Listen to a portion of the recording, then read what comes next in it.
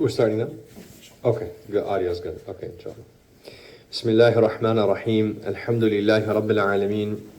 والصلاة والسلام على رسوله النبي الكريم اللهم لا علم لنا إلا ما علمتنا إنك أنت العليم الحكيم اللهم لا فهم لنا إلا ما فهمتنا إنك أنت الجواد الكريم وقل ربي زدني علما. Respected brothers and sisters, guests, Assalamu alaikum wa rahmatullahi wa barakatuhu. I'm very honored to be invited to your newly developing community. MashaAllah, this community has been here for some time, but all the developments that are happening, it's exciting to be here. MashaAllah. And hopefully soon enough, the property itself will be available for us to be inside of, inshallah. So this topic is, a very sensitive topic. I think speaking to our children about these various types of uncomfortable conversations, depending on what stage you are in your parenting, depending on what stage your children are, at what age they're in, parenting can be, more or less, it's very subjective, but more or less challenging. Before I jump into the actual topic, first of all, is this clear? You guys can hear? It's not any feedback? Okay. So, but before, inshallah, I jump into this topic, I want to mention a couple of things that are important before we try to address the actual concerns of, discussing topics like sexuality, like gender, with our children, things that might come up for them in school, whether it's Islamic school, whether it's public school, private school. And this kind of ties into my own background, which is that my educational background is twofold. On the one hand, I studied formally in an Islamic institution where I studied Sharia for about 10 years. And alhamdulillah, I completed that, and I've been serving the community as best as possible for a little over maybe 7-8 years. My other education at the same time is in clinical psychology, and my background is actually as a licensed marriage and family therapist. So currently, this is all related though, it's very important. Currently my role is that I work at a clinic, which is an inpatient clinic, which basically means, and it's a locked facility, which, to paint a picture, is essentially a very nice big building that looks like a hospital. The patients come in and they don't leave. They stay. They don't have the freedom of choice. They cannot go outside. They cannot go buy what they want. They cannot bring what they want. They can't have whoever they want visit them. And the population, the people themselves, who are those patients that are in that facility, are what we would classify as the highest level of mentally ill of society. The highest level of mentally ill. So for example, when we think of, these are not the terms that we use in the clinical setting, but these are the terms that we use colloquially when we are speaking amongst each other. But what we think of a stereotypical crazy person, or a homeless person, or, whatever word you use in your own language that denotes the same thing, right? Those people that you see on the streets, those individuals we will classify as maybe the highest form of mentally ill. So when those patients are out in the streets or having challenges at home, they are conserved by the state of California, which essentially means that the families or the representatives realize that those people, those members of their families or their whoever it is a danger to themselves or others. And when that classification gets added to that individual, and they apply for what's known as LPS conservatorship, what that essentially means is, and I know this is a little technical and a little off topic, but I'll tie it all together, is that the state takes the responsibility of their well-being. And so they are placed in various levels of care. So some of us may have heard of a board and care, which is essentially like a home. Anybody can open up a board and care. You purchase a property, you make adequate adjustments, And it's essentially like a housing unit for people who have certain challenges and they need a nurse, but otherwise they can go out and about on their own. Then a higher level of that is like maybe like a enhanced boarding care, where it's much more rigid. There are guidelines and groups you have to attend, etc. And then it continues to go more and more advanced and enhanced to the point to where you get to where I'm at, which is a locked facility where the clients cannot leave. The only stage above that is a facility which we call like a what is it called? Like a loony bin, right? The loony bin, or a crazy place, a crazy house. Like these places, there's very large state facilities that are like that as well. And why I'm sharing all this is to say that we are talking about how to speak to our children, how to communicate, have certain conversations with our children. I mean, ultimately, that's what this topic is for this evening, right? It's about how we can have, as parents, uncomfortable conversations with our children. So why I start off with sharing a little bit about my background is because in a lot of these places where you have people who are now, they cannot leave on their own. It's very difficult to get yourself out of this state-controlled classification. It requires a lot of work. I've been in this facility for over a year and a half now, and today, just this morning, was the first person who was discharged from our facility after a year and a half. Now, that doesn't sound like that much time, but if you think about it this way, if your every movement was tracked, you know, the idea of solitary confinement, you're trapped in a room, every second of your day is calculated, they let you out, you only get 1 hour in 24 hours of exercise or sunlight, you know, and even then sometimes it's even more restricted. That's a way to imagine what these people are going through for a year and a half. And then now finally they are freed, right? Why I'm saying this is because in majority of these settings, there are non-Muslims that are working there, so their practices, the way they treat these individuals, it's less than ideal. It's not very good. So when they get released, like this one patient did today, they go back into society after 1.5 years of being locked inside. They go back outside into society, then go to, I was going to say Starbucks, but we don't go to Starbucks. So, they'll go to Safeway, they'll go to whatever, some store, they'll go to Jamba Juice or something. But now this is their first interaction in a year and a half with someone new, a new face, a new interaction. Everything becomes new for them. So to tie this into this topic of how to have these conversations, when a new client or a new patient comes to me and they say, Jaber, you have to assess this individual, read their story. We are given all the documentation on this person's life history. And I've shared this with many of our brothers and sisters, and I've shared this with the Muslim community extensively about the most heartbreaking aspect of my job, which is not the fact that these adults, because it's 18 plus, that these adults are trapped in this facility and it's very difficult to get out, and at times it feels like I am the warden of a prison, whereas it's not supposed to be like a prison. It's a rehabilitation center. You're supposed to get rehabilitated so you go back out. However, I feel like a warden actually, because I'm the one, specifically in my control is their every movement. If their family wanted to give them a package of new socks, it has to come to my office. I have to fill out a form. I have to approve of it. I have to check in with the state of California county, San Mateo County, to make sure they approve of it. And then I can give them a pair of socks. Everything is controlled. That being said, the most heartbreaking part of my job is not that actually.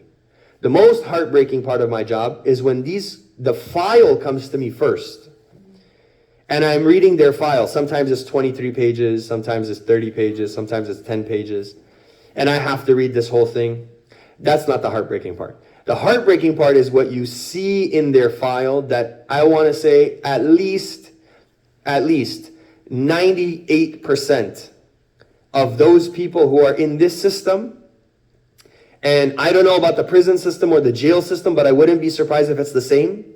But at least 95 to 98% of my patients, the one that I deal with on a daily basis, all had a childhood experience that was very uncomfortable and very difficult, and it went unaddressed. And that happened in their early childhood, like before 15 years old. And then all these issues started developing for them. Whether there's issues like schizophrenia or issues like, detaching from society. You think like they're not really here. You're talking to them, but their face is like flat, no emotion, no reaction. You're trying to get their attention and they're like all over the place. Patients that have paranoia, they think that someone's out to get them all the time. It's just everything you can imagine. But where did it start? Because for me, I'm very curious about that. I'm a parent, I have 3 children myself. By Allah's fadl, I try my best, or at least I think I'm trying my best to raise these children. I have 3 daughters actually. It's even harder, I think. And, to take them into their emotions into account. How do I speak to them? How do I not get mad at them? How do I correct the behavior without damaging their perception of, I don't know. You don't know what you say one day and it just clicks, in a negative way. Something you say, the way you address them. Maybe you got upset. I was tired all day from work. I was at work from 6 a.m. I got home at 6:15. I got dressed and I left and I came here. And then I'm here. And then I'm going to come back home. And I'm going to get home around, Allah knows, maybe 11:45-ish or something. And then that whole day, how much was my time with those children? Now, is that going to affect them negatively? Is that going to affect me negatively? So I'm sharing this to say that as a point of consideration for all of us, whether you are a new parent, whether you are a veteran parent, you have older children, or anybody who's a parent, or you're soon to be a parent even, this is still relevant. Every step of that way, every step of that journey is important for us to think about. Because the way that we communicate, some people make this argument with me that, all you American children are sensitive like this. Yeah, I was born and raised here, that's very true. But, I was raised by Afghani parents who, were immigrants to this country. And I want to believe they didn't go easy on me. So, I think I had a little bit of a rougher parenting style from them. But even besides that, that's not even a good argument to make. The point I'm trying to say is that we have to just be aware. Sometimes we look at the way our children are behaving, or we see how they're getting, the things they're involved in. And we isolate that thing, that behavior, and we get upset at them because of that thing. Whereas the actual origin of where this problem is coming from may be something totally different.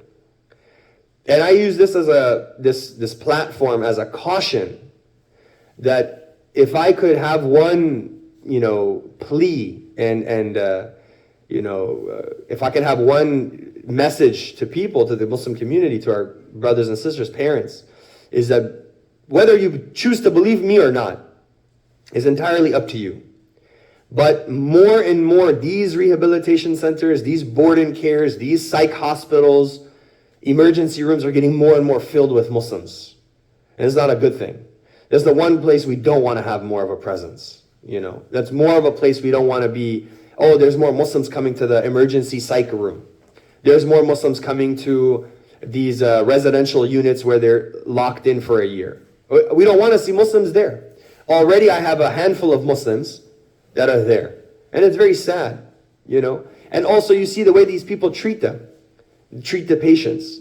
Actually, one of my teachers, he gave a lecture like a year ago, just a few weeks after I started this job.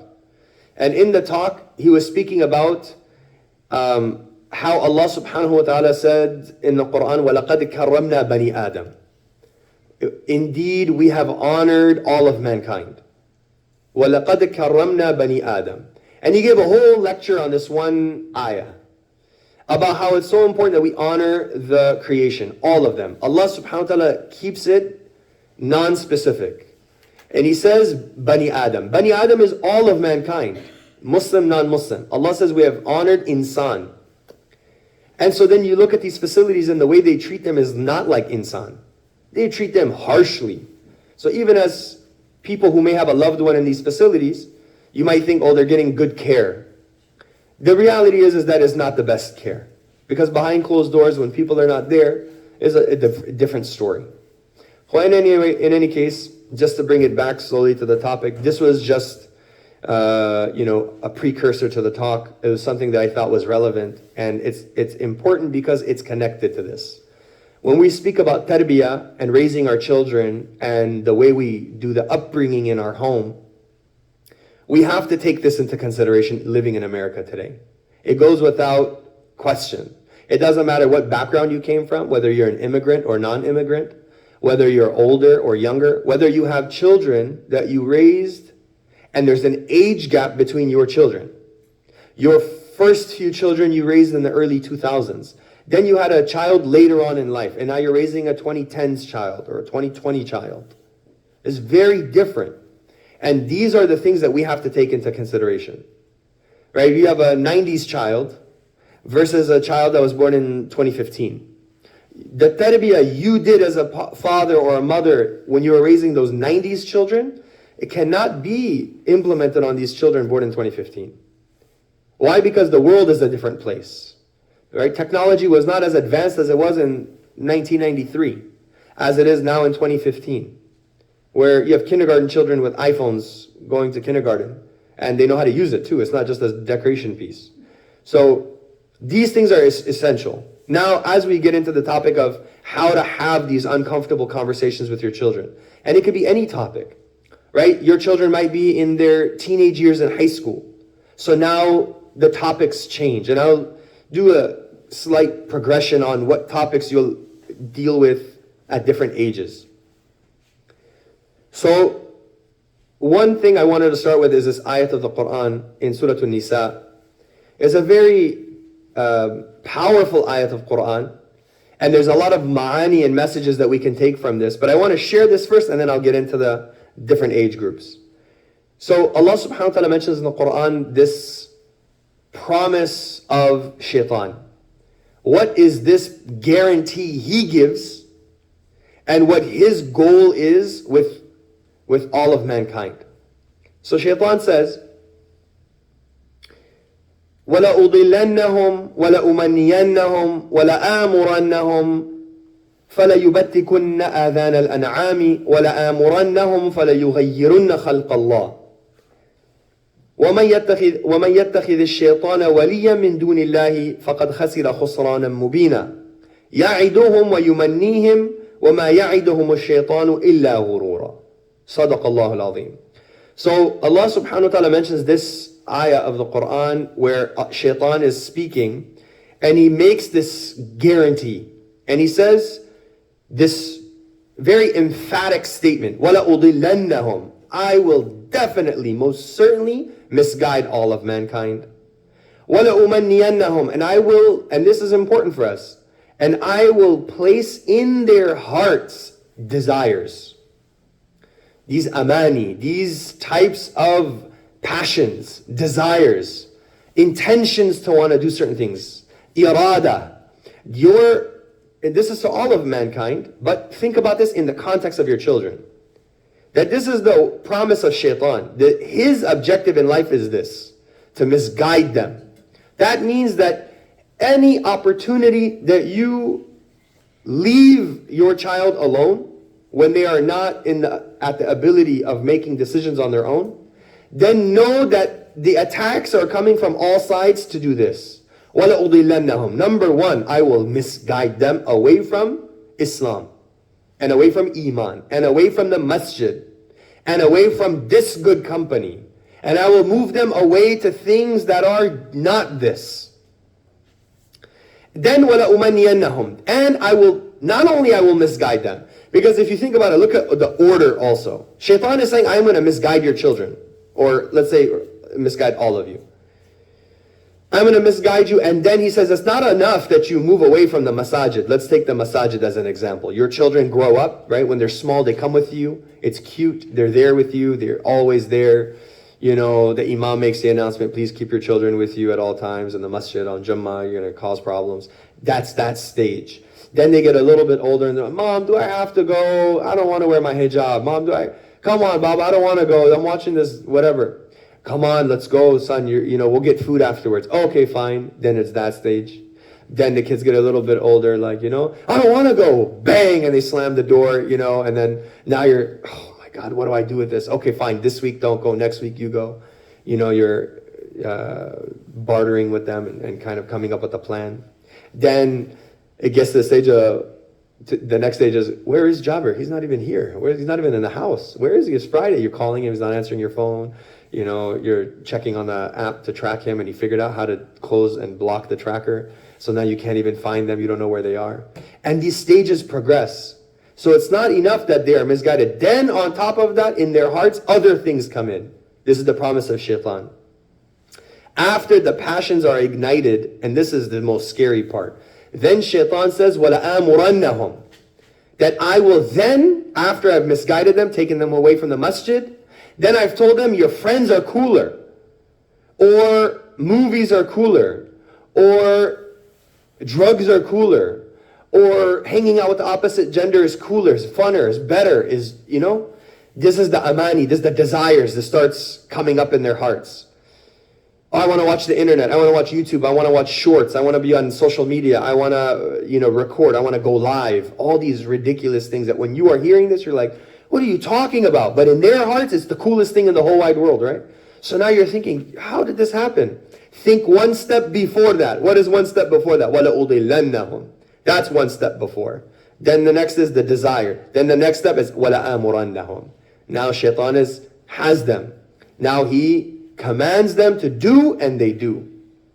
وَلَآمُرَنَّهُمْ فَلَيُبَتِّكُنَّ آذَانَ الْأَنْعَامِ. Now this context is different, but then shaitan says, in this context, he says that then I will command them, and they will cut the ears, and they will disfigure the ears of their cattle. They will disfigure them. But the point, if we use this in our context, we can also say that once shaitan makes the command, then whatever the command is, then they will do it. They will do that thing.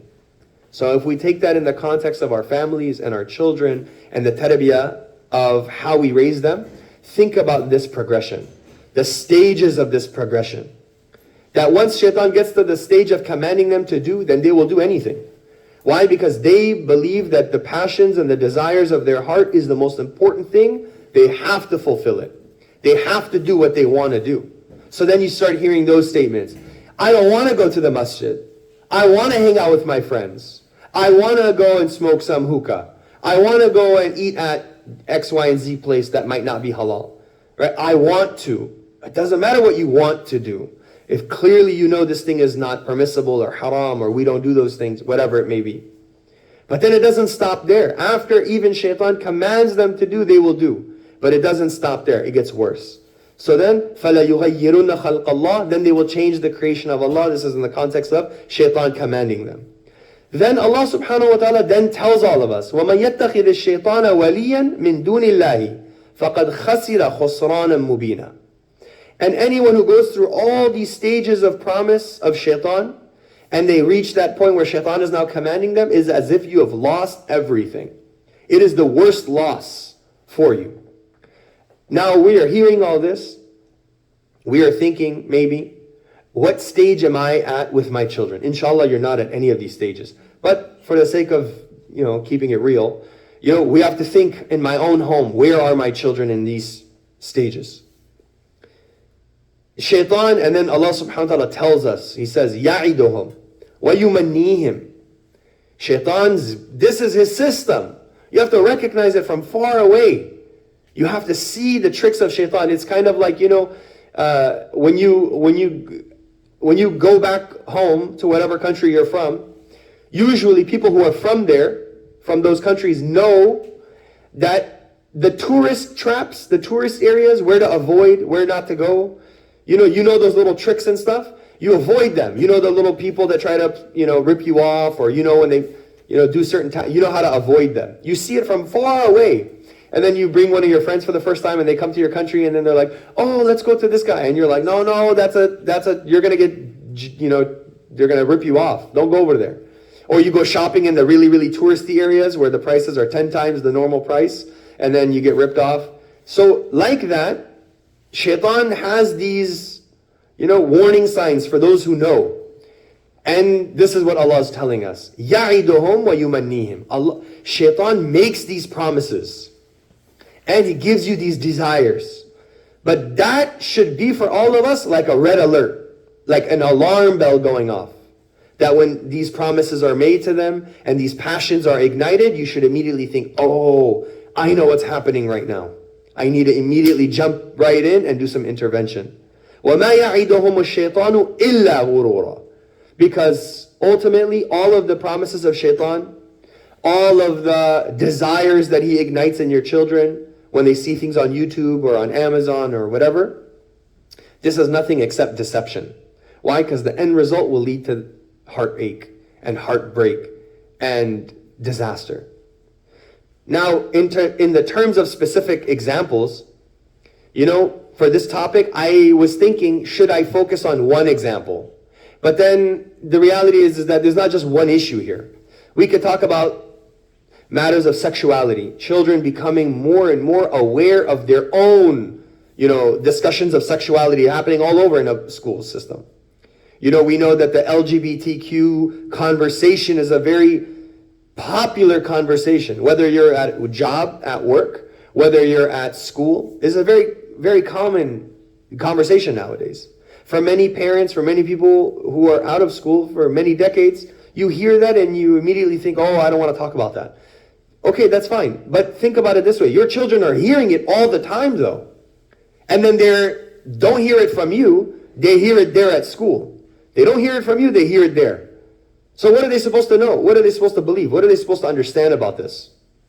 It becomes a very difficult conversation to have. And that's why the sooner you start, maybe not with that topic, but the sooner you start having these conversations with your children and with your family members, the easier it is to redirect your children to that which is more in line with our Islamic tradition. If we talk about drugs and addictions, right? The addictions come in all types. There's food addiction, shopping addiction, alcohol addiction, drug addiction, pornography addiction. There's all these harms that now exist. This is another type of issue that we can have a conversation about that becomes very difficult. How we address that with our children? How do we address that with our families? Then there's other conversations about relationships. Oh, my children are older. They already got into a relationship or something. Now what do? I don't know. I feel this guilt. I feel like a terrible Muslim that my daughter, I come to the masjid and yet my daughter or my son, they are out and about and God knows where they are on a Friday night at 9 o'clock. I honestly don't know where they are. Now you're beating yourself up every night. I don't know what to do. I don't know what to do. So there's all these different categories of how do we address this, right? The first step, like I would say, is going back to these stages here that I mentioned in the Quran. That recognizing the signs of where you are. Inshallah, we'll also talk about what we can do to try to prevent that and to change that, the actual tarbiyah system. But this is the first thing, which is the early warning signs. And this is very relevant because this is the system that is universal.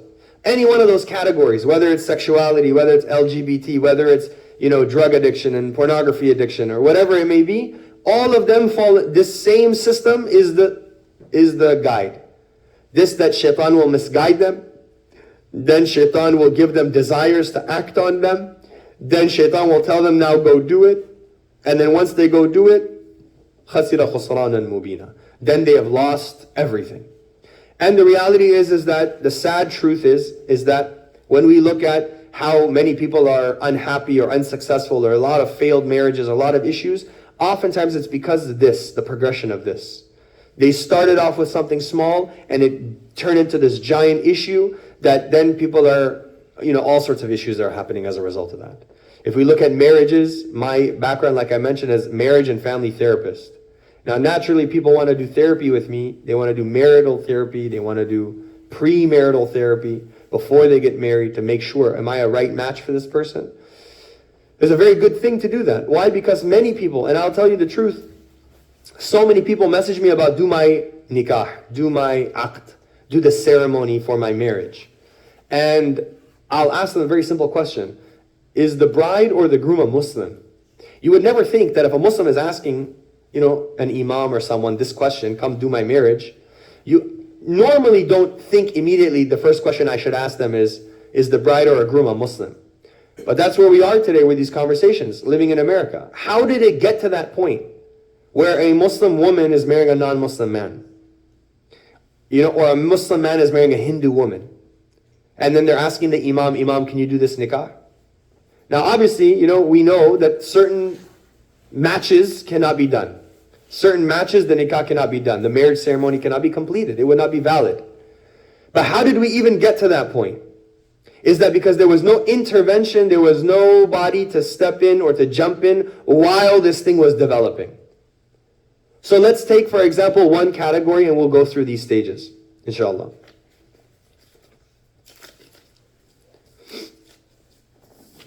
So let's talk about this very uncomfortable conversation. Since you're all here, you're all parents, and this is the one topic that most Muslim families don't ever want to talk about, is children and this whole concept of their sexuality and this LGBT system that is in place in pretty much most of America today.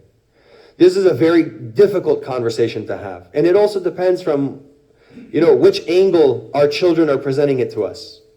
Many children are exposed to things that they should not be exposed to. For example, like pornographic material.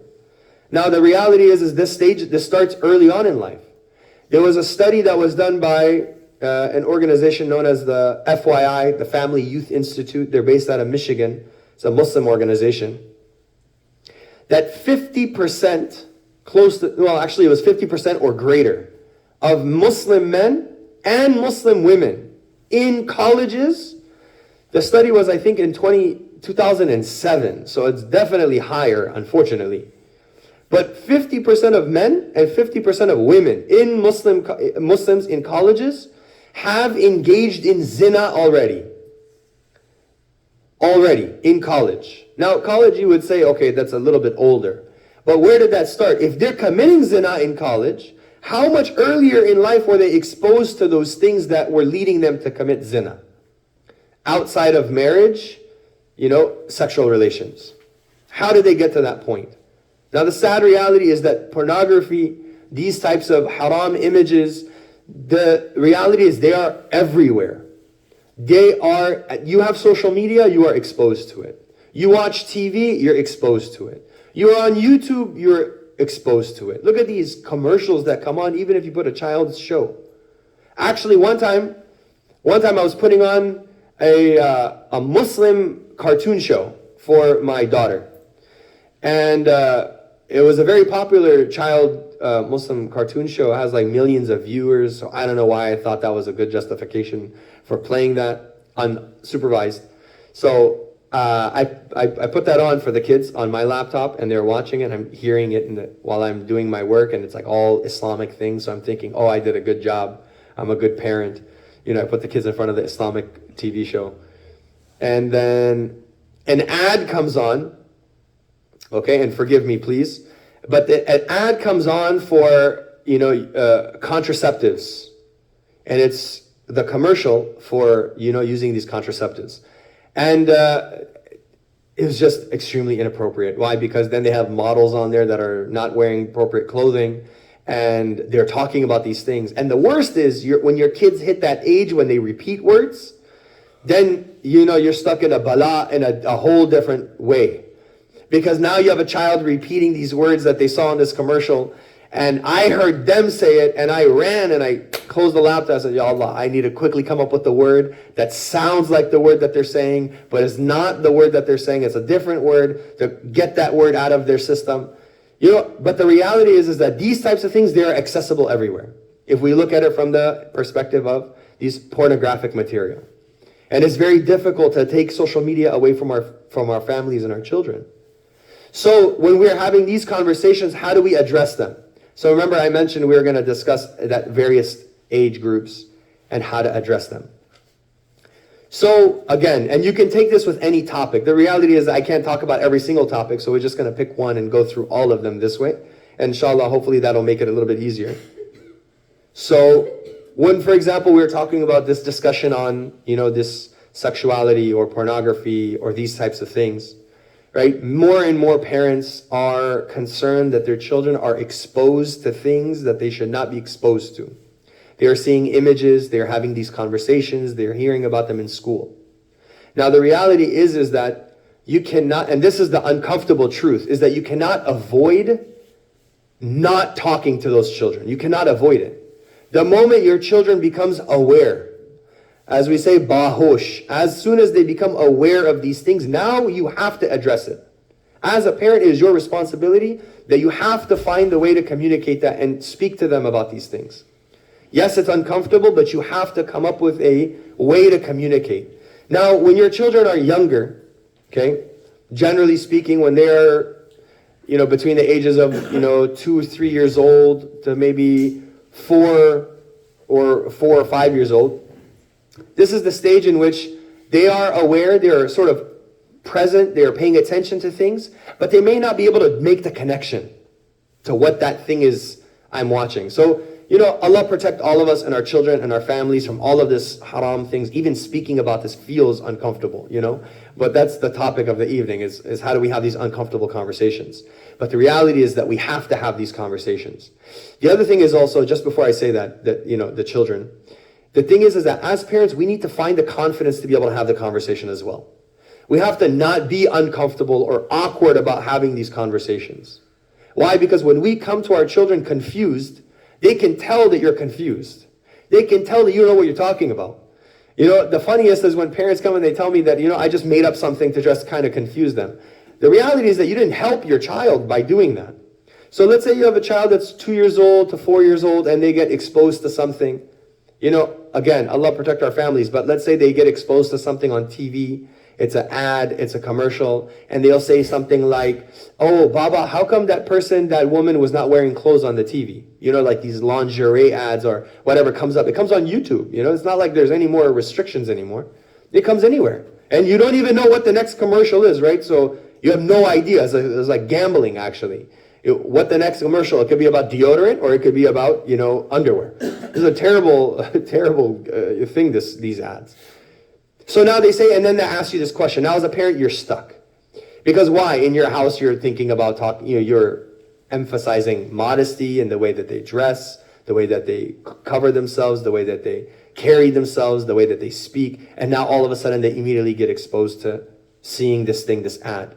Now when they're at that small age, you can address it in a way that emphasizes what you do. So you bring the conversation back towards what we do. Because they cannot draw that connection, I'm generally speaking here. I'm sure some children are brilliant and at the ages of 3 years old, they can make that connection right away. But generally speaking, they are unable to draw that connection between what they saw and the meaning behind it. So they're curious, but they cannot make that connection. So you immediately bring the conversation back to yourself and emphasize the point that what we do in our home. Oh, you know what? I don't know what that was, but what do we do at home? How do we dress? How does Baba dress? How does Mama dress? What do we do? What do we wear? We wear our hijab, we wear our abaya, we wear our clothing, we cover ourselves, we don't expose our body, our legs, our whatever, right? We don't expose it. Now you have to immediately address this conversation and you address it from that point of view. Bring the attention back to yourself. Now this, by default, dictates that you have to have that happening at home already. Otherwise, when you then tell them, look at what we do at home, and they're like, well, you do the same thing actually. Then it makes that conversation that much harder. If they see something on TV that is inappropriate, and then they see the same thing reflected at home, the way you're going to address that conversation is going to be that much harder for you as a parent. Why? Because the children will see that same thing I'm seeing there, I'm seeing at home as well. Now that's usually the early stages, the toddler stages. As the children get older, from 5 till around approximately maybe 8 or 9 years old, now children are not only curious, but they're able to make the connection. They can ask you deeper questions, and that's when the curiosity stage kicks in. Now your children, they're very smart. They're very aware.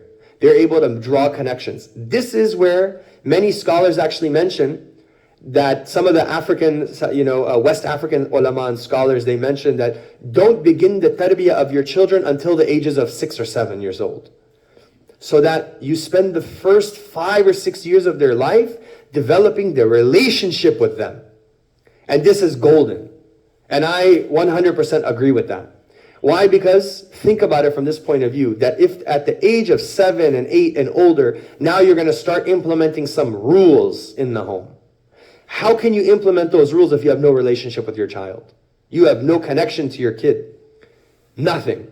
You're just whatever about them. So you are not around, you didn't spend time with them, they don't love you, you don't really know them, you don't know their likes or dislikes.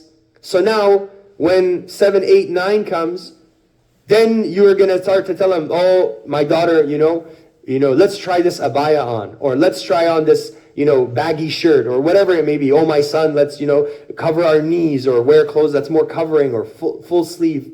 Or we don't, want to watch this, let's watch this instead. Now they're going to come at you and ask you a million questions. And maybe if they're not close with you and they haven't built that relationship, or you were too harsh with them, they're going to ignore you from that stage. They're going to completely dismiss what you have to say. Nothing you present will be valuable to them. Nothing. And that's where the qadr and the value of the parents starts to diminish from the eyes of the children. So this advice from these West African scholars was very valuable, actually. That for the first 6 and 7 years of your child's life, become their closest ally. Do the things that they like. Do the things that they like even if you don't like it. Show them that you're enjoying it. Be their friend. Be the person that they will run to first. In a crowded building, in a crowded room, they want to see where their dad is. They want to see where their mom is. They want to see what their reactions are. That's the type of relationship you want to develop with your kids. So that now when we're in the 7 to 10 age, or 5, 6, 7 to 10 age, now when you start to begin implementing certain rules, take them to pray with you. Have them learn how to wear the hijab. Play a game with them. Put the hijab on me. You put the hijab on you. Teach your sons how to dress more modestly. How to wear clothes that are appropriate for them. When they're in sajda, their backside is not exposed. I was teaching at UC Berkeley. I was there for approximately 6 years. And I was like the Muslim chaplain on campus, providing Muslim therapy, teaching Islamic classes, etc. And I was doing the Salatul Jummah there. The number one complaint that the women in the back, we were inside of the gymnasium, so it was very big, like 400 students could fit there, maybe 500 students, and the sisters were in the back. The number one complaint, every single week, the sisters would come up to me and they'd be like, Sheikh, please somehow tell the brothers to wear shirts that cover their backsides. Because every time they're going in sajda, we are exposed and we're trying to be modest. We're already in the back as it is. We're further away as it is. But then the first row in front of us, is not a good sight. So these things, the tarbiyah of that starts earlier in life. Right? How do you dress? How do you carry yourself? For Jumu'ah, what do you wear? Even if you're at school, what is my general clothing style and habits? How should they be? So, at that stage, you're starting to implement these rules. Beginning that process. You're not too harsh with them, but you are enforcing these boundaries. You're starting to introduce that to them. Then they start hitting the preteen and teenage years. This goes anywhere from 10, 11, 12, all the way up to just around 14, 15 years old. Just around that age. Now they're learning about their own independence. Now your children are at that stage where they've created an identity for themselves. They think they are someone. And I'm not saying this to put them down. I'm saying this is good. This is the natural development of a child, of a young adult. They start creating their own sense of identity. They start believing for themselves a certain belief system. I am like this. This is who I am. When I was growing up, I come from an Afghani family who was a practicing Muslim family. But I was born and raised here, so I also, kind of thought I was American. So now I have 3 identities, actually. I'm talking about myself, literally. So I had, on the one hand, an American identity, a Muslim identity, and an Afghani identity. So it would be very confusing sometimes. So then we would go to, when I was much younger, we would go to a wedding. Afghani weddings are very flashy, very colorful, very mixed, very loud, a lot of music, a lot of mixing. So, but then we would go there, dressed up and everything, but then we would be told, but we don't dance in these parties. But then when your relatives come, but you could dance with them though. But not with anybody else. And I'm like, everything is moving so quickly. One time they're a relative, one time they're not a relative. How, it's difficult for me as a young person. Then, then you get in trouble for that. Then at the same time, we have to come to the masjid. Why? Because music is haram and you have to learn these things and you don't go with the opposite gender. And I'm like, but last night, no, listen to what I'm saying. And then you get all these mixed signals. This is the reality for many of Our children, young adults, this is the messages they are receiving. Why? Because like I said earlier, if we are confused as the parent, they are 100% going to be more confused.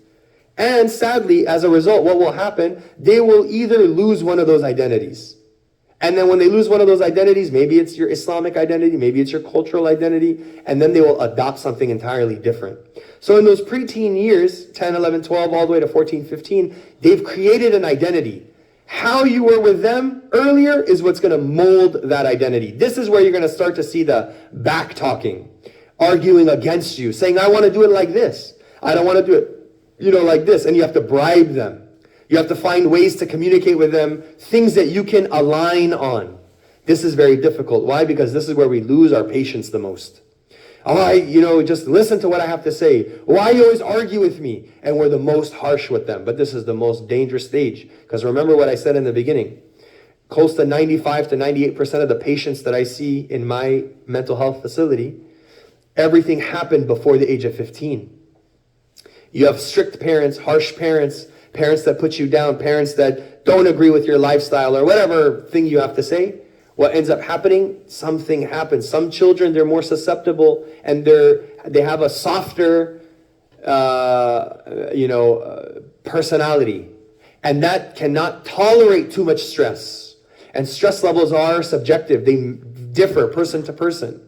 Some person, a little bit of stress and immediately break down crying. Every parent knows this about their children. Your first child, soft, gentle, loving, wants to be with you all the time. The second child wants to take over the world, and just burn everything down. Then the third child is just like the aloof one that's in their own world doing their own thing, So every single child has their own identity and their own way of doing things and their own way of being. So for this age, it's essential that we learn to respect their identity, but build those boundaries of what's acceptable and not acceptable. An example would be like, I know you want to hang out with your friends on this weekend, for example, but let me know where. Would you like to go to the movies, or would you like to go to the restaurant? You are kind of giving them the illusion of choice. But in this way, you are able to control and support what decision they make.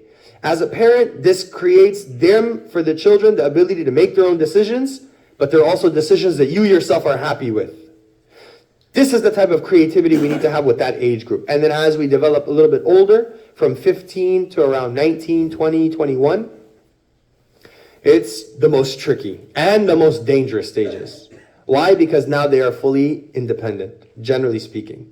They can drive a car, they have a little bit of money, they have cell phones, right? And now this stage is the most difficult stage.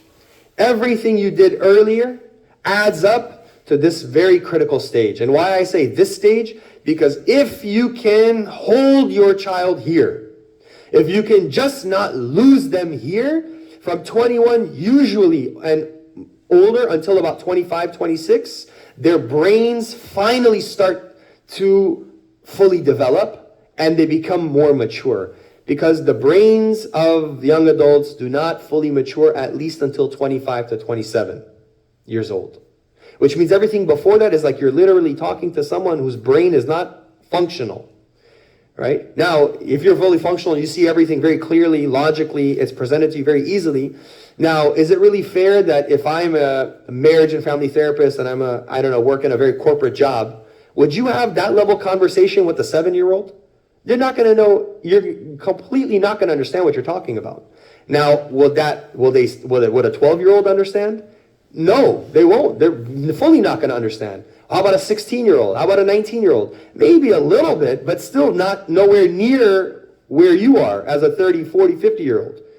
So the point is that between those ages of 15 and 16 and 21, those are the ages where you have to be the most careful. You have to respect their boundaries more. You have to respect their decisions more. And you can only really make a suggestion to them at this point. You can't really control them, but you can make a suggestion to them. After the ages of 21, generally speaking, between 21 and 25, now they are going to be molded into the person who you will see for the rest of their lives from that age onward. Who you see at 19, 20, 21 is generally who you can expect to see for the rest of their life. Yes, a little refining will definitely happen, but that is who you've got. So those earlier stages in life is the most important. And the way that you have those conversations, like I mentioned now, when you're at this age, is you can really only make a suggestion. Many parents, and they try this. They go to the therapist, they go to the doctor, and they say, listen, I'll pay you what you need, just change this child. I don't want him hanging out with his friend anymore. And I tell them from that exact moment, I said, I'm sorry, I have no ability to control your child's mind. There's no way first of all, why would they listen to me? If they're not going to listen to you and you had them for 20 years, how in 5 minutes am I going to do anything? It doesn't matter how much money you have. You had 20 years. I have less than 20 minutes, So it's very difficult. So this is why, and this is how probably, we have to just change our perspective. Because with a change of perspective and keeping these things in mind, inshallah, slowly, and all of these changes, they're going to be very incremental, very, very slow. Stages of change, stages of, parents ask me all the time, my child doesn't want to do nothing with me, they don't listen to me. And then I tell them it's because they see you as a dictator. They don't see you as someone that they can talk to. So that means now we have to change our approach entirely. That means instead of coming at our children from the direction of commanding them and ordering them and telling them, we have to approach them from the point of view of like, what would you like to do? And it's very difficult, especially when they're making the wrong decisions. But with gentle redirection and suggestions, inshallah, you will find that child will also recognize that. They will see you as a parent who's no longer, directing them to do things, commanding them to do things. And they will be curious, why is my mom asking my opinion now all of a sudden? What's going on? And at first it will be uncomfortable. It'll be weird even, actually. They'll even act weird with you. But then they'll start to open up, and then you will see the changes. And I promise you that there's no more rewarding feeling than that. And there's a lot more that can be said, but, we're pretty much at the hour now. And I don't want to unnecessarily hold everybody, but, I don't know how much... I want to add something, if you get time. Sure, definitely. So just, as I kind of close this topic off, there's a lot more to be mentioned from the prophetic life on tarbiyah, right? There's a lot of stories of the Sahaba as children and their time with the Prophet ﷺ, that they were with him, and the Prophet ﷺ commanded them to go do a task for them. And he's a child, so he got distracted, and he's sitting in the bazaar, and he got distracted by something, and then he feels somebody's next to him, and he turns, and it's the Prophet ﷺ. After many hours, and he says, did you get the task? Did you do the thing that I had asked you? He says, no, I forgot. The Prophet never yelled at him, never hit him, never screamed at him, even though he did not complete a very clear task that he was asked to complete. In other examples, I'm forgetting the Sahabi's name, radiallahu ta'ala anhu, that he said that I spent 10 years. He said maybe it was Abdullah ibn Abbas, radiallahu ta'ala, I don't recall. Anas ibn Malik, where he spent 10 years of his life in the house of the Prophet ﷺ, and he says he never yelled at me, he never hit me, he never cursed at me. 10 years you spend with someone, you see some bad days, 10 days you spend with somebody, you see some bad days. 10 years you spend with somebody, and he didn't have a bad day. So of course the standard is very high when we talk about the life of the Prophet ﷺ. But nonetheless, we're talking about the tarbiyah. Even another incident, there was one young Sahabi, and he had a bird, and his bird died. So he said to him, Ya Aba Umayr, ma fa'ala al-nughayr, something like that. He just created a little quick rhyming scheme to just bring attention to that child. Give the child the focus and the attention that he needed. This is a lesson for all of us as parents, that we dismiss our kids too much. Okay, stop screaming, stop talking. Okay, baba, what do you want? You go crazy, we're at bedtime. Tell me another story. You're looking, it's like 11 o'clock at night, you're dead tired, I'm doing a little self-disclosure here, it seems, This is my therapy session. So, and then you're thinking like, I gotta go to sleep, I have to eat dinner, what am I gonna do first? And then, then you remember, this is a 5-year-old child. What else do they know? You are their whole world. They don't have anything else. We have the stupid phone. We have all these enjoyments and TV and games and outs and friends and this. The whole world is mom and dad. There's nothing else. we have to change our perception and remember that about them. That this small child, and I'm assuming everyone has small children, and I know that some people have older children and whatever, and maybe you're reflecting back on that, but nonetheless, whatever age your children are, just remember, you've lived more time on this earth than they have. This is they're just experiencing things new. And there's a separate lecture for children where they need to remember that about their parents. But point being is that a lot can be said about the tarbiyah of our children and how we communicate to them and how we speak to them, how we address certain things, and everyone's story is going to be different. So if we were to open it up and say, let's share, anybody have any questions? I'm sure there'll be dozens of questions. Oh, my child wants to do this and doesn't listen to his parents at all, does his own thing, hangs out with his friends. Definitely that's true. But remember, if there's one thing I could say is that create for your child and with your own children, that mahabba and that relationship, so that when an issue arises or the conversation becomes difficult, you're able to have those conversations. So, inshallah, with that being said, I will go ahead and stop here. I don't know if we have time for questions or not, but I'll go ahead and stop here. I know the sister had something she wanted to add. والآخر دعوانا الحمد لله رب العالمين وصلى الله وسلم وبارك على سيدنا محمد وعلى آله وصحبه أجمعين برحمتك يا أرحم الراحمين. Yeah. You have about 15 minutes to... 15 minutes? Yeah, Okay, go ahead, sister. Yeah, sure. Just quickly, if you can add. Yeah, I'm just going to be very quick. Alhamdulillah, thank you so much for, the knowledge was really appreciated.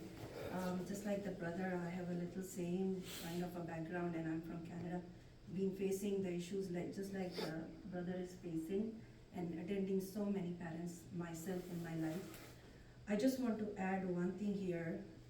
It's the abbreviation O please. OPLS.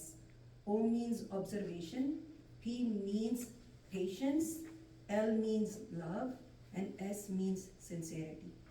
Please add these 4 symbols in your life. Why I'm a little shivery here? Because I've seen so many cases of teenagers just like the brother has seen. One case reversed back completely. So I'm going to give you a little tool for that. And it's just going to be, for the sake of if somebody's facing that. A child got hit, got into a, condition when he was supposed to go into the jail, not to the home. And that's the biggest worry for a Muslim family. He hit somebody so bad that police came, caught the child, took him. It was his first day of high school. Very much disheartening for the parent who was facing this situation. Called in the office, nobody was listening to them. Mother came to me. Father was a little away, not too much at home, so only mother was taking care of the child. Very good family, had grandparents, everything is ideal. How come suddenly a child ending up into the jail when everything was going fine? Negligence at some stage? No. Still there can be so many tests for parents. Though no negligence at the young age. No negligence at the age of 9. Just like the brother mentioned, there are stages of children. So in those stages, there was no negligence at all. In fact, the father loved, kissed the child every single day when he was 6 years old and in the stage of 6 to 9 years old stage. But this child, 15-year-old, all of a sudden ready to go to jail. Why? Observation. We stop observing children at a point. We think they are just going fine and nothing is happening around them. But you have to believe, just like the brother says, Shaitan is there, can take a charge of your child anytime. So yes, there are times when you're observing, but whenever you see that, you cannot do that without observation. And dua. The moment you see them going out, taking leave, dua is there. Every time dua is there for parents. The more you say dua, so that child came back. Now he's saying Fajr prayers, he's saying Isha prayers, Alhamdulillah. Not ended up in jail. Not ended up in jail. So when the mother came to me, I said, please follow these 4 symbols. Observation, patience, because we don't have patience at all. I'm sure, 100% sure, whenever parents come, because they used to come there in Canada on sessions too, when they used to go home, they used to have a very harsh talk with their children. No. Please take patience with you. You have to be patient. When you absorb something, it happens so sudden to us that we are so perfect Muslims. We want to show everybody that we are perfect Muslims, so my child has to be perfect too. No. the child doesn't have to be perfect. The child is going through stages. You're going to kill the child if you're just going to scream on him every single day. Prophet Muhammad always said compassion, compassion. A Bedouin came and said, how come you're kissing a child? He said, what do I do if you don't have mercy in yourself? So patience, love, and sincerity to your job, not to any other job that you're doing around, to your job that is your first job, that you are a parent. Please be sincere in that parent. A child can come and hug you. I feel so sorry for the parents who do not love their children. Loving is not spoiling. Honestly, that 15-year-old stopped having hugs all of a sudden. Hug in every age is important. That teenager stopped having hugs. That's what his trauma was. Parents all of a sudden started to stop talking to him. They thought my child is perfect. And the child said that I wanted to be a perfect child. It's just I couldn't meet up to the expectations of my parents. They were not ready to see his bad habits. And then he started hiding bad habits from the parents and behind them started doing things. Then what is missing? Observation is missing. Patience is missing. That all of a sudden you're seeing something new in him. You say, why is you are pretending a picture of a perfect child? That is not there. You have to admit that we all make mistakes, and you have to admit our children can make mistakes too. Okay, it happened. Yes, patience. First of all, patience. That child hit car twice, thrice. When the mother came to me, I said, just be patient. See what he's doing, observing. Don't show. Don't say you are lying. Don't say that you are lying. Say, I am patient and I am listening. I am here for you. Jazakallah khairan, sister. I apologize. I think the time is just a little bit short. I just want to see if there's any other questions, inshallah.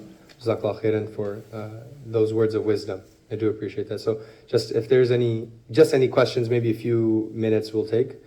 A couple questions then. I just want to, the question is related to the topic we had earlier, the session with Mohammed, where the kids were actually asking a lot of,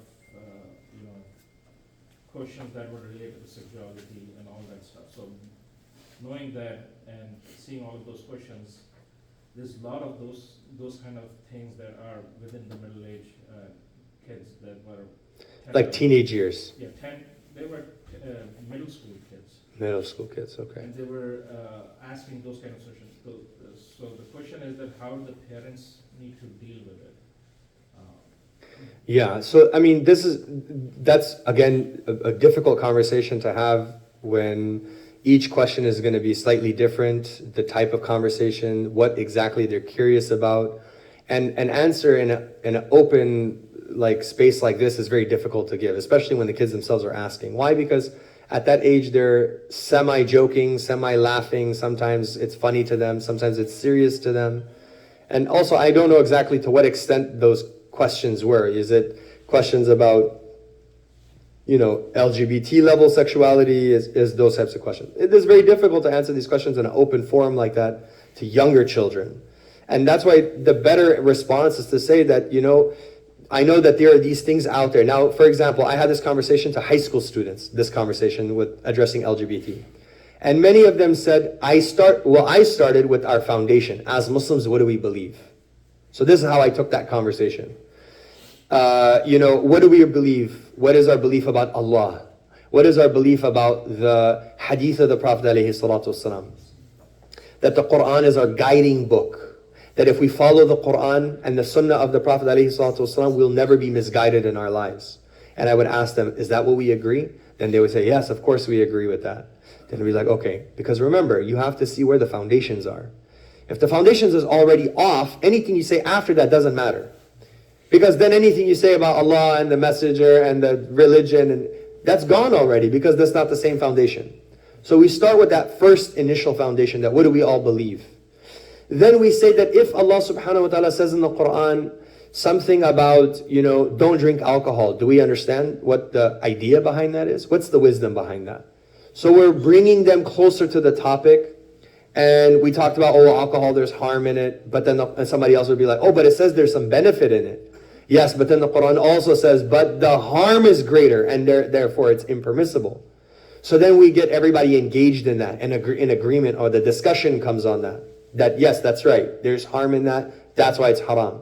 Then we talk about pork. Oh, pork, of course it's haram. Nobody's going to eat a pork sandwich and no one's going to talk about that. Then we slowly get close to the topic of now, if Allah subhanahu wa ta'ala is saying, or the Prophet alayhi salatu wasalam is saying, that there are certain ways that we should be in our relationships, then if Allah knows what He was speaking about in regards to alcohol, in not taking interest money, in not eating pork, in these things, then why is it that we are saying that in this one other thing Allah doesn't know, or this thing is incorrect? So then now all the conversation switches to, well, my friend said this at school, or this is what we see on TV. Love is love, isn't it? Love, if I love somebody, then I should just be able to love that person, right? Then you now have to understand, okay, how far do I want to take this conversation? Love is love, then go marry a pig. If love is love, then, there are other ways to have that conversation. We're like, that's not fair because, I just have these feelings. So every feeling that you have to act on those feelings. I have a feeling that right now, I love your jacket. I'm just going to steal it from you because I just have the feeling. I like that whatever car outside. So I just have the feeling. Allah gave me that feeling. So yes, maybe Allah gave you that feeling. But it doesn't mean you have to act on every feeling that you get. Right? There's another ayat of the Quran I'm just trying to remember, but فَأَلْهَمَهَا فُجُورَهَا وَتَقْوَاهَا. Allah subhanahu wa ta'ala says in the Quran, Allah has inspired our nafs. That He has inspired it towards fujur, in some instances to wrongdoing, and He has inspired us also to do some great actions, great deeds, good deeds. But it's on the individual to decide which one they are going to act on. I have the desire, right? There are people who have desire to be with children. This is their test in life. That some people have this. What, you're going to make that person a kafir for that? You're going to make that person, let's go kill that guy? Let's go get rid of them because a pedophile is the worst person on earth. Okay, the action is pretty disgusting. It's terrible. Absolutely, without a shadow of a doubt. But what about that person? The person is going through that issue. So now when you're speaking to your children or teenagers or young adults, you give these examples, obviously maybe not in the same way I'm saying it, but the idea behind it. That you can give these alternative examples to say, and my son, the reality is that people are inspired with all sorts of feelings. I like chocolate ice cream, you like vanilla ice cream. You cannot force me to like that, I can't force you to like that. But do we tolerate it? Yes, we tolerate it. Sometimes you don't like being in school because you don't feel like it. But what happens if you don't go to school? Are you going to get in trouble? You're going to fail. You're not going to have a future. You're not going to be able to earn for yourself. So there are a lot of things in our lives that we feel a type of way that we don't engage in that thing. And for some people, that is their test in life. But how selfish, and with the high school kids, this is what I said. I said, how selfish for us to say that my desire sexually should be the number one priority of every single person in public or in private, that you all have to respect my sexual desires. But the guy who has a desire to steal is a bad guy. The guy who wants to sleep with children, وَالْعِيَاذُ بِاللَّهِ, he's a bad guy. All these other desires are bad.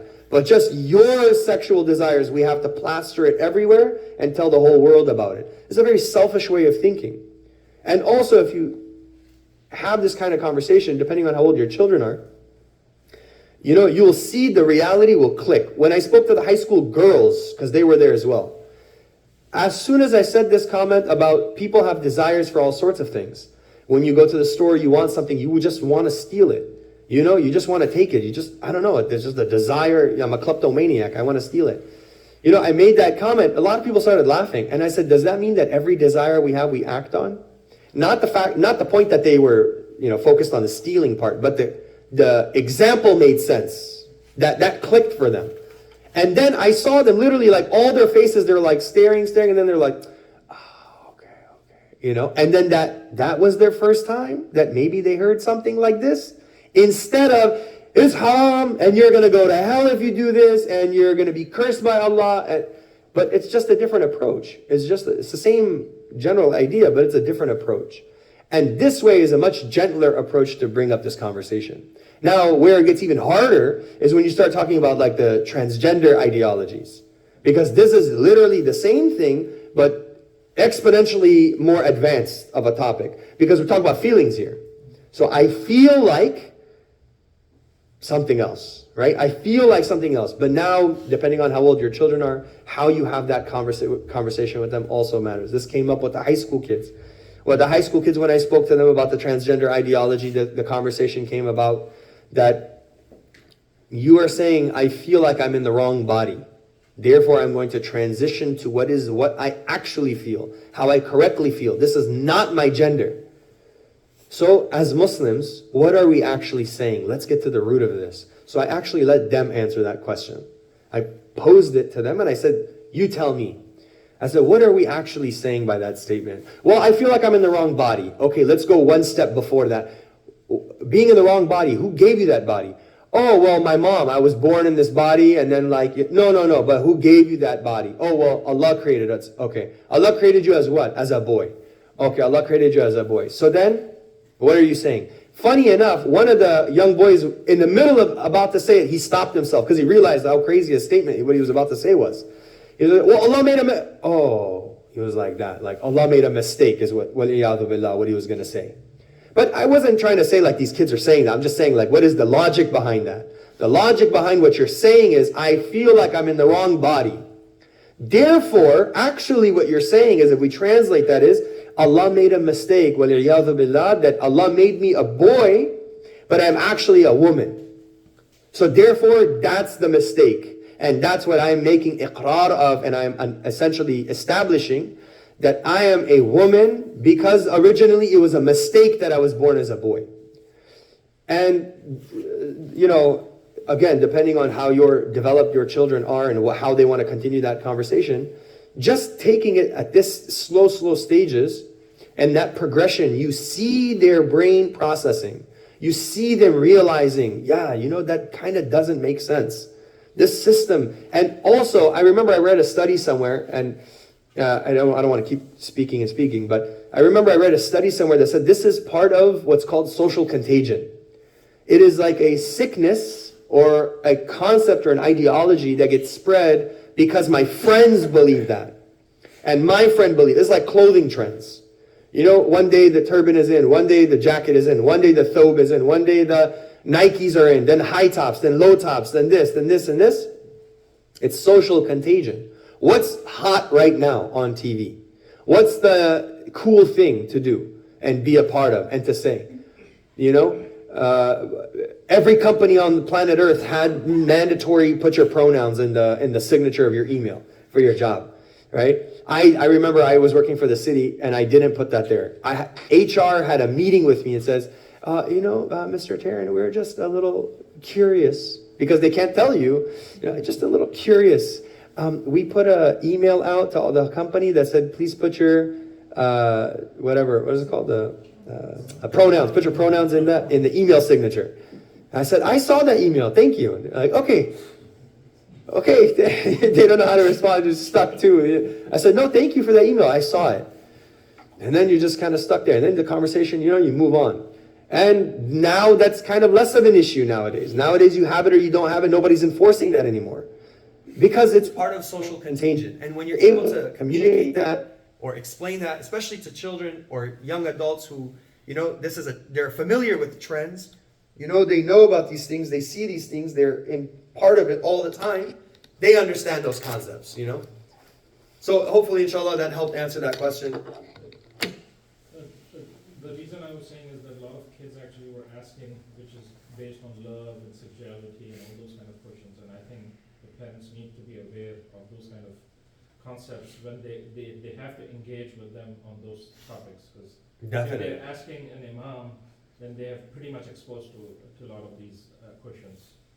Absolutely, and I think more of these types of conversations are necessary. Yeah. For example, you could do another session like this, highlighting one very specific topic, right? For example, and again, it's just depending on what it is, there's a series of uncomfortable conversations is what it is. And you have different topics. One is addressing the LGBT movement in schools with our children, for example. Or another is marriage. For our kids wanting talking about marriage at 16 and 17 and wanting 2, 3, 4, 5 wives. How do we have this conversation? Everybody's watching these social media Muslim channels, right? The really popular Muslim guys, rich guys, fancy guys, cool guys, and they're all Muslim. Oh, I want to be like that guy. You know, he's a rich Muslim guy and he has multiple wives, and the reality of what that means, and bringing your kids back to reality and having those conversations. As parents, we have to be educated. You cannot be uneducated about what's going on and the trends and everything that's happening. So I would just encourage that, inshallah, the more we have these conversations, then the parents will be educated to then have that conversation with their kids, so that your kids are not outsmarting you and then you're stuck. Because again, like I said, as soon as your children know or find out that you don't know what you're talking about, they're going to one-up you and they're going to move past you and they're going to completely dismiss you. And of course, that's going to be a big problem, you know, with all these topics that have been coming out. Inshallah. One more quick question. Okay, last question, inshallah. So, how do we talk to our kids about how to handle, peer pressure or social pressure, where they know certain things are right, but everybody else is doing. If you don't do it, then everybody else see you as Outcast or something. Yeah. Yeah, that's the hardest thing for kids, and depending on how old they are, that's their whole world, is that social identity. That's why I mentioned that for them, between whatever the ages of 10, 11, 12, all the way to 16, that identity is their whole world. So for them, they've created an identity for themselves. They think they're somebody. They think they're really pretty or really strong macho guy, or the soccer guy, the football guy. They have an identity for themselves. So the last thing they want is that their identity or their sense of self gets crushed or they're isolated. That's why kids at those ages, they do all these things due to peer pressure, because that's the currency for them. They don't have money, they have that.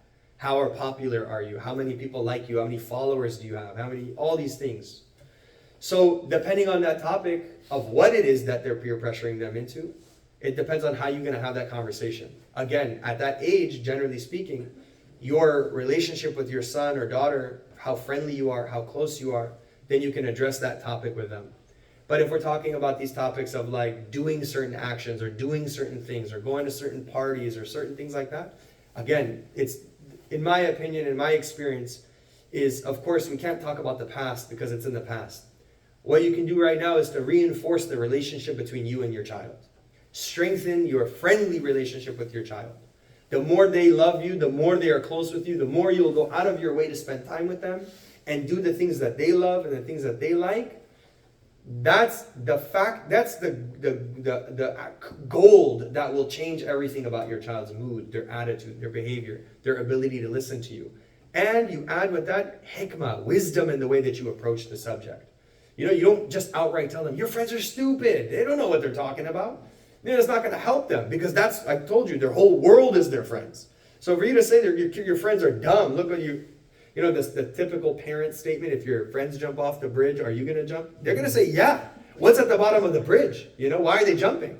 So then you're going to be even more confused by that.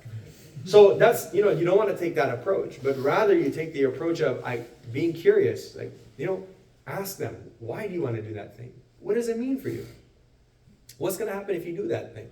You want to hang out with all these girls and hang out with them? Why? What does that mean? And being curious, genuinely, it's an awkward conversation, definitely. Your son might tell you, I don't know, it's just cool to hang out with girls and they all like you. No, but what do you like about that? I don't know, they listen to me. That's actually what it is. It's not the girls. Nobody listens to you. Who's giving you attention at home? Nobody. No one's listening to you. No one cares that you're there.